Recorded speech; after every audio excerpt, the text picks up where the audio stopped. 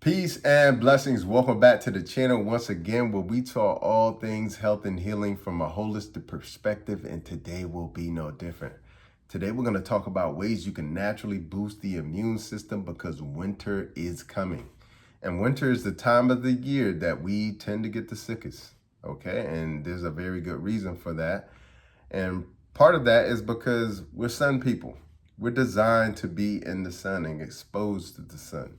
Okay, so when we're in the sun during that time of the year, you'll notice that nature is blooming and blossoming and things are coming alive in the spring, and they're at their most liveliest state during the summer. Okay, so our bodies are very much the same way too. And I even noticed, even when I worked in the hospital, we would notice that our patient loads would start to decline as we went from spring into summer. Okay, those patient loads decline heavily. And it's because people are generally more healthier during those summer months, okay, and springtime. But also, people tend to do healthier things. They eat more fruit. They tend to eat more salads during this time. They're outside more, getting more sun exposure. They're also drinking more water because it's hot. So people tend to embrace healthier habits during this time. And then as we go from the summer into the fall, all of those habits change. We go from, Labor Day weekend cookout. What are we eating during that time? The next month is Halloween, eating a whole bunch of candy. Then we go into the next month, which is Thanksgiving, eating a whole bunch of that type of food. Then there's holiday party, holiday party, then Christmas, eating that for the whole month. And then we top it off with New Year, drinking back a whole bunch of alcohol. So it's important to know we have habits that align ourselves to be sick, but also the shift towards colder weather in and of itself is very taxing on the body as well too, especially when you haven't been properly preparing for the winter, and also you don't have a healthy lifestyle as well too. So I think that's very important. So we're going to dive into what is the immune system, because I don't think most people understand what it is. And so let's get that first understood first. Okay, the immune system is the body's defense or military defense system. It protects us against foreign invaders. Okay, and there's different branches of the military and our immune system, the same way it is in the military system.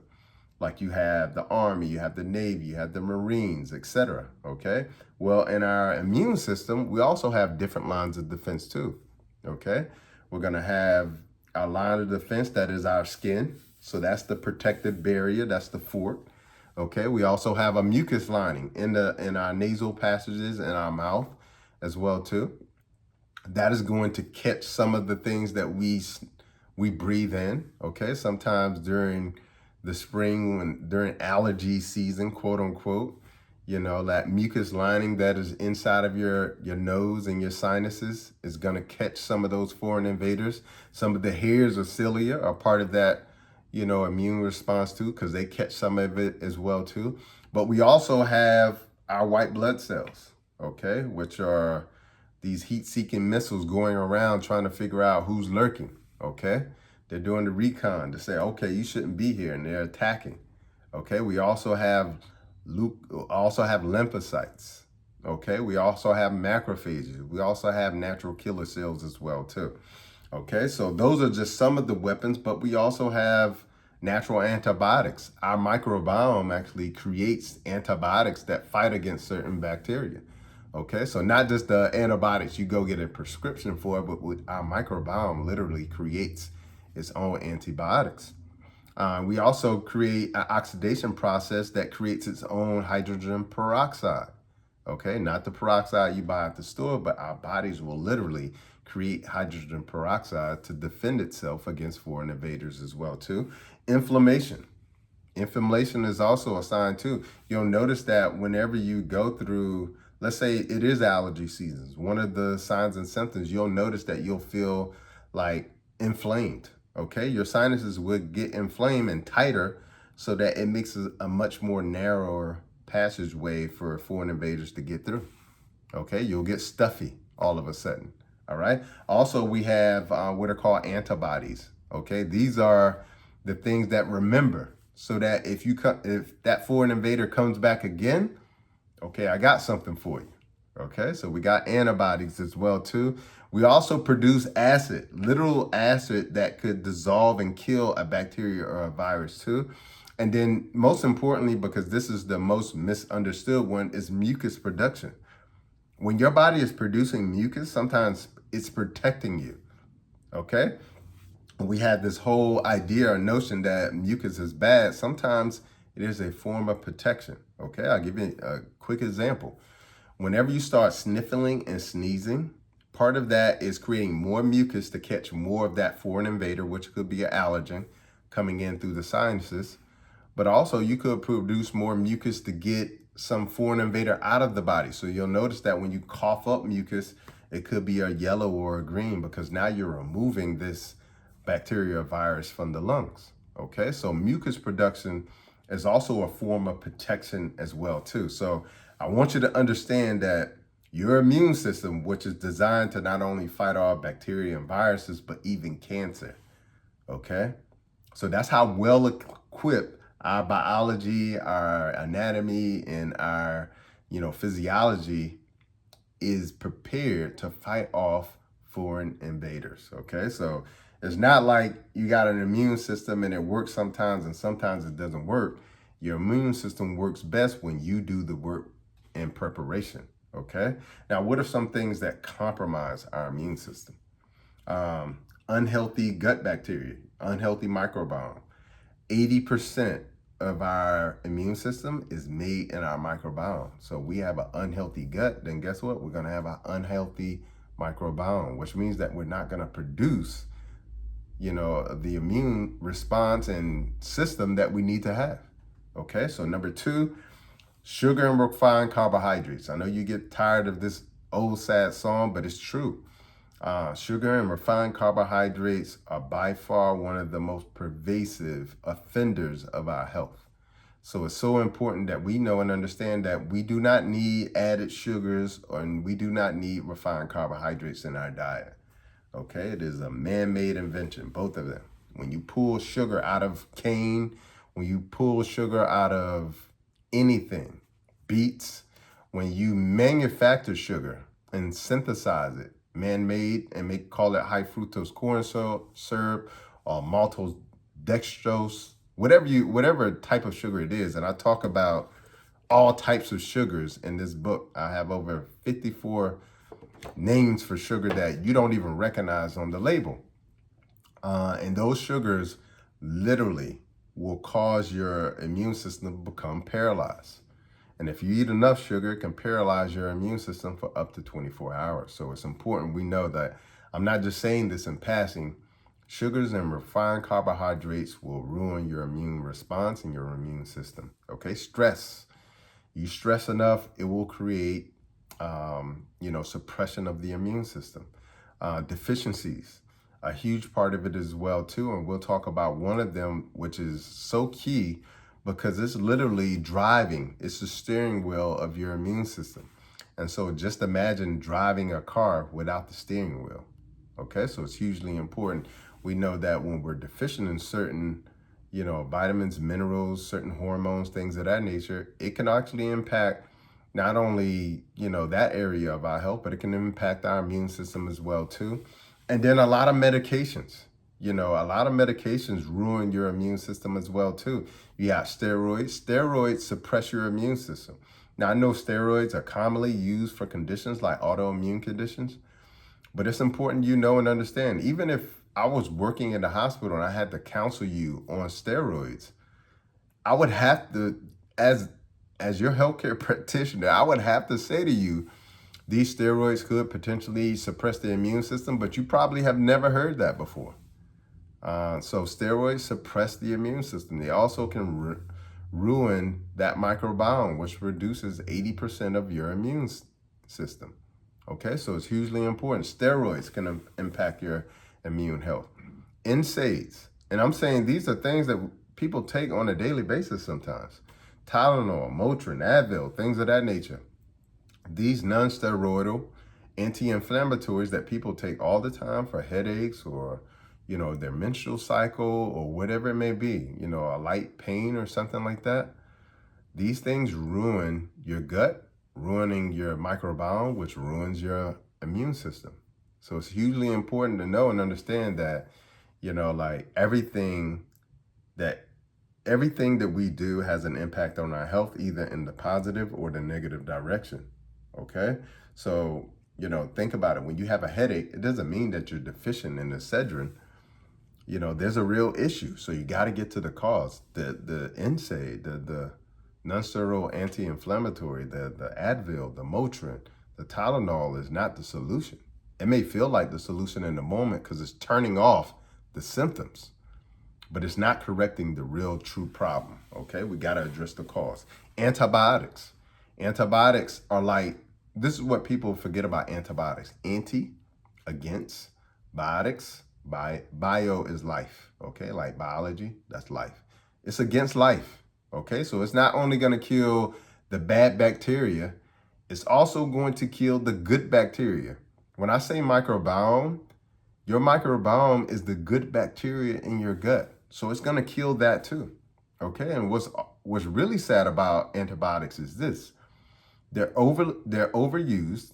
Okay, so they're being used too much.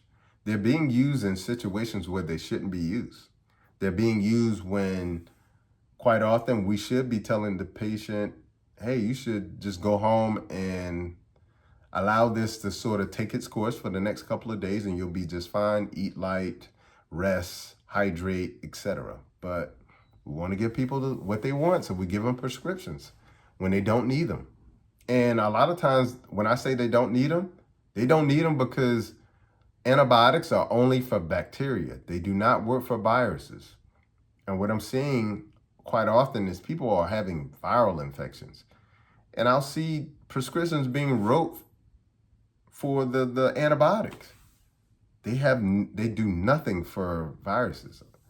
And a lot of people think they do because they take the antibiotic and then they feel like it worked. What happened was the symptoms got turned off. That's it. The symptoms got turned off. Okay. When you are having that fever, which we'll talk about a little bit, that's part of your immune response. That's helping you. I'll explain how that helps you. So it's really important we know that some of the most common prescriptions, even birth control, impact your immune system in a negative way. Okay? Conditions like diabetes, heart disease, autoimmune conditions will impact your immune system as well too. So it's important to know, the foods we eat, our lifestyle, stress, all of those things, the amount of movement we get, how much sun exposure, how much we're hydrating ourselves, all of these things impact our immune health. Okay, so this is why it's all about a lifestyle and not simply about a diet.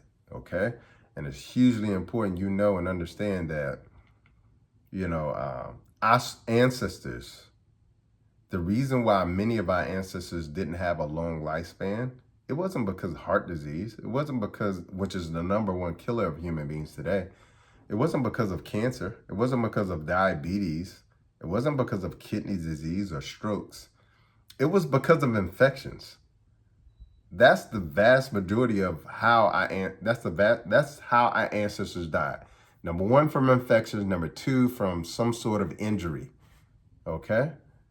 So we've solved the issue around being able to have a strong immune system because now we can supply ourselves with food that is not only boosting to our immune system, but fortifies and strengthens and creates the foundation for our immune system. Back then, our ancestors commonly dealt with food famine. Okay, we don't have that. We can walk right into a grocery store and get all the herbs and all the nutritional foods and fruit loaded with antioxidants, things of that nature that fortify our immune system. Okay, so you don't see the vast majority of us dying from infections today, but I think that what we don't look at is the fact that even though cancer isn't considered an infection, we stomp out cancer with our immune system. And cancer is about to become, in a few decades, the number one cause of death. Okay? So it's telling you we still have an immune issue. And I'm trying to help you fix that. All right. Now, what's really important before I get into these solutions, and we're going to go through 7 solutions to boosting your immune system naturally. None of these will work unless you do. I'm making the assumption that you understand that you have to have a healthy lifestyle first before any of these will work. Okay, a healthy lifestyle is a healthy diet, it's quality sleep, it's making sure you get movement in, you don't have a sedentary lifestyle, it's not smoking or drinking. Okay, it's exercise, it's healthy weight, having a healthy weight, because we know that excess body fat compromises your immune system as well too. It's stress management. So I'm making the assumption that all my people out there understand the importance of having a healthy lifestyle, so that all of the solutions, the natural solutions that are supplementary to the healthy lifestyle, are actually going to then work for you. Okay. So number one, optimize your vitamin D. People forget to do this during the summer. You literally can spend enough time in the summer where you build up vitamin D stores that last you throughout the winter. But most people don't know and understand that, so they don't spend any time outside. Okay? And the way that we live today, most people are vitamin D deficient. 76% of people of color, African Americans, are vitamin D deficient. Okay? And I'm saying deficient. Okay? But most people are at a level where it is detrimental to the point where I understand why there's so much cancer today as well too. Okay? Because one of the key functions of vitamin D is literally like the steering wheel that I was talking about earlier for the immune system. It tells the immune system where to go. It's like the remote control, okay? Imagine trying to turn your TV on or off, or tell your TV to go to this channel. Well, that's what your vitamin D is like. And when you're deficient in vitamin D, you don't have those abilities anymore. So a foreign invader can be in your body, for days before your immune system recognizes it. And once it recognizes it at that point, the infection is too rampant at that point. Now you have to do a whole overhaul. Okay, you got to go through the full experience. Whereas if you had an optimal vitamin D level, 50 or above, okay, what you will notice is that you have an immediate response to a foreign invader in your body. Okay, you don't have to go through all those severe symptoms. So it's so important that we optimize our vitamin D. You got to optimize your vitamin D, and the best place to get your vitamin D is from the sun. Okay, so spend time outside. I know that certain people with conditions and certain medications have to have limitations, but I always tell people is this: for hundreds of thousands of years, since our very existence, we lived outside in the sun, primarily around the equator, okay, where the sun is concentrated, for hundreds of thousands of years, okay? We got people who live in the Caribbean climates who are constantly exposed to the sun every day, okay? We are made to be in the sun, okay? But we become sun sensitive because now we live a lifestyle where we get dressed fully clothed, we get in a car in the garage, okay? So we're covered driving to work, whereas, back in the days, like, we worked outside, okay? And we literally would walk there to work, okay? Because we operated within a 5-mile radius of where we live, okay? Then we get to work, we go into a parking deck, and then we walk out of a parking deck into a building, and we spend 8 hours there covered, okay? So we're not getting sun like we used to. Our kids don't have, recess like they used to go outside anymore, okay? We're putting all this toxic sunscreen on our bodies that have chemicals in it that are known to cause cancer, okay? So you gotta understand, like, you have to optimize your vitamin D, okay? I've seen vitamin D levels at the level of 4 when it needs to be at minimal of 50, okay? So it's hugely important. Number 2, detoxify your liver and your kidneys. They play a huge role in your immune system. Your liver is one of the first detectors after your gut of foreign invaders, okay, in your body.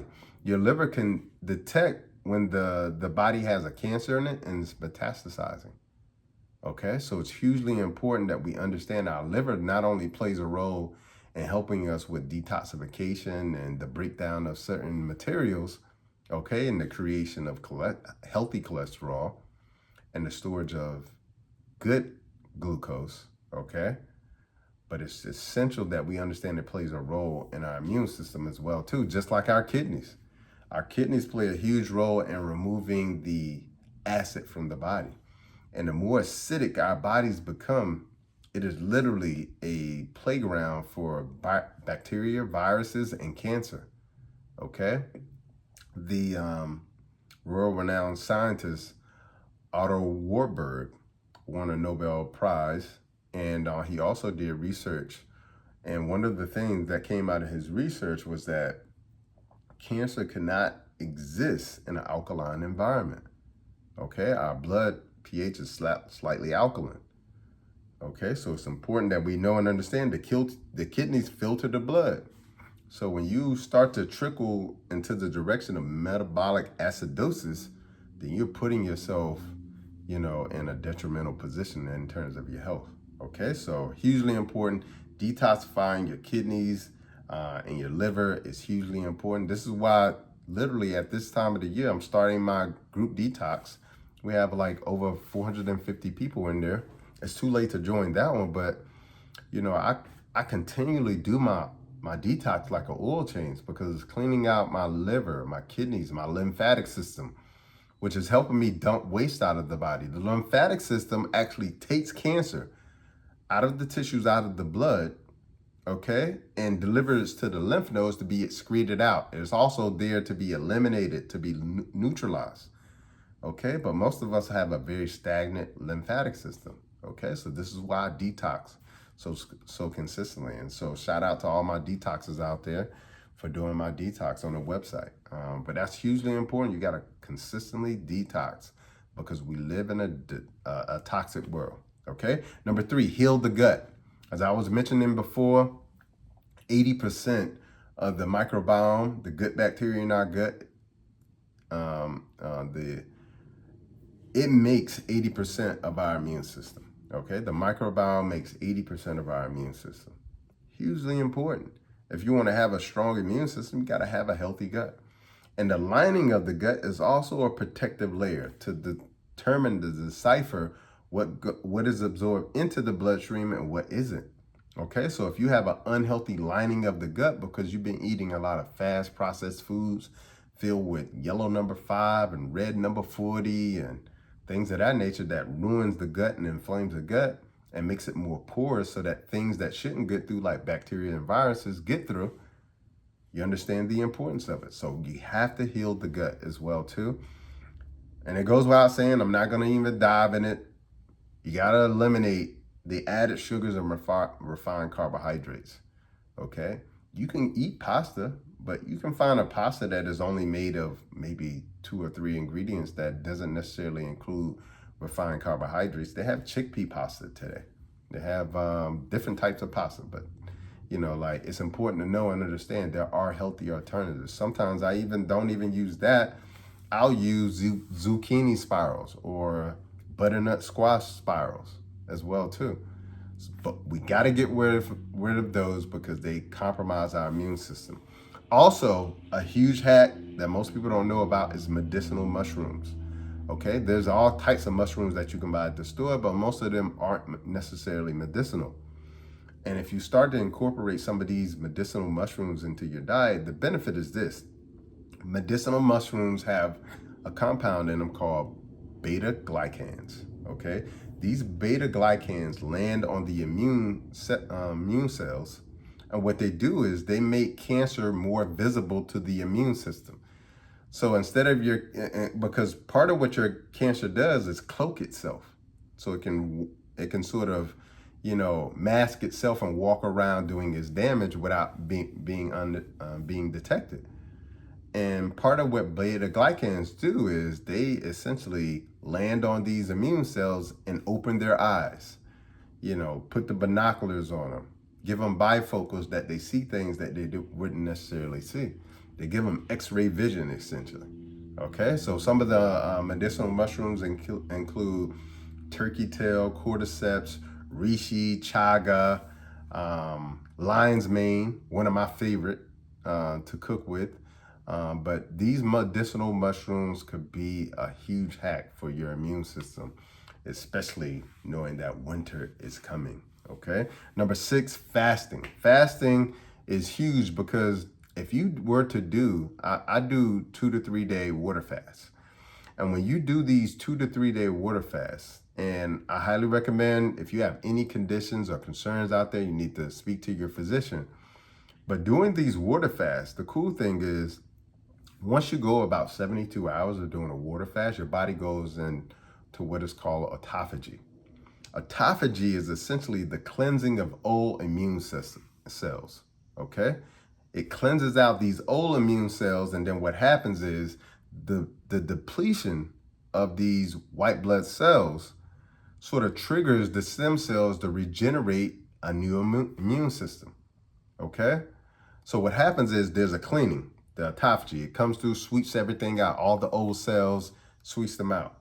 This triggers the stem cells to say, okay, the white blood cell levels have gone down because now we've gotten rid of all these old ones. Let me stimulate and create a new immune system. Okay, so hugely important too. That's why fasting can be a way that, you know, you're incorporating, you know, in your daily lifestyle and your monthly lifestyle. Daily lifestyle, you can do intermittent fasting. Monthly lifestyle, you can do maybe a water fast periodically. Okay, and that's what I do. Sometimes I do them with full moons. Sometimes I do them, I'll just say, okay, these 3 days I'm doing a water fast. Okay. So that's number 6. And then the last one is going to be hot and cold therapy. Okay. I mentioned this before, the sauna. The sauna is really beneficial because it mimics how the immune system responds to a virus or a bacterial infection. You'll notice that part of the response of the immune system is it creates a fever in the body. It increases the temperature. Well, guess what a sauna does? It increases the core temperature of the body. Okay. And the really cool thing about that is as you increase the core temperature of the body, increasing the core temperature actually kills off certain bacteria and viruses that can't withstand those increased temperatures. Okay, so that's the whole function of a fever. Okay, the fever has a functional role in our immune response. Now, of course, there's a level that you get to a fever where it becomes dangerous, so then you need to do something about it. And most of the time, back in the day, we would do cold therapy. Okay, if somebody's, fever got too high, we would sort of put them in cold water.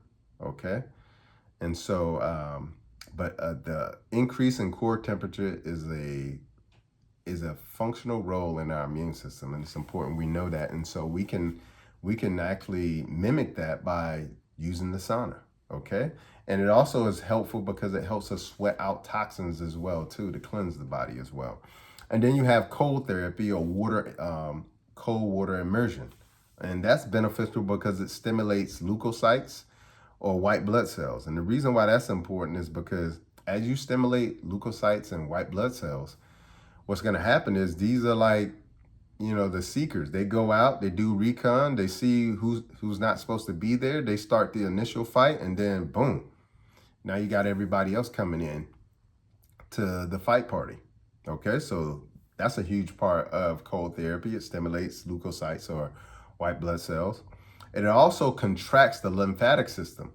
And one of the ways we contract the lymphatic system in the primary way is through movement or exercise or just walking. Okay, but we live sedentary lifestyles. But cold therapy actually contracts the lymphatic system as well too, and that's hugely important. And also with cold therapy, it increases IL-6, CD4, CD3, and CD8, which are cells that essentially seek and destroy foreign invaders. So it's also important for that reason, because it activates those cells as well too. So those are the seven ways you can naturally boost your immune system in preparation for the winter. And that's hugely important because, again, most people don't prepare for the winter. They just walk into it and see what's going to happen. Okay. But as we've come out of a 2 year, socializing and social distancing in place and things of that nature, we need to learn from that. And so preparation is going to be absolutely key. Thanks for watching this video, but be sure to check the next video out that's right here. But everything I talk about is how do we take a holistic and natural approach to healing other than a man-made approach?